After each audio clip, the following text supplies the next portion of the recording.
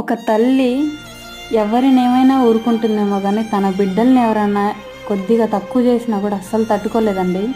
ఇక్కడ చూడండి, నా కూతురు పార్క్ నుంచి ఆడుకుంటా వస్తూ వస్తూ అక్కడ బెలూన్స్తో పిల్లలు ఆడుకుంటున్నారని చూసి అక్కడికి వెళ్తే కనీసం ఒక్క పిల్ల అంటే ఒక్క పిల్ల కూడా తనని పట్టించుకోలేదు. పాపం అది ఎంతగానో అడుగుతుంది బలూన్ కావాలి అని. బట్ నేను వాళ్ళని తప్పనట్లేదు, పిల్లల మనస్తత్వాలు అలానే ఉంటాయి, ఇవ్వకరు ఎవ్వరు.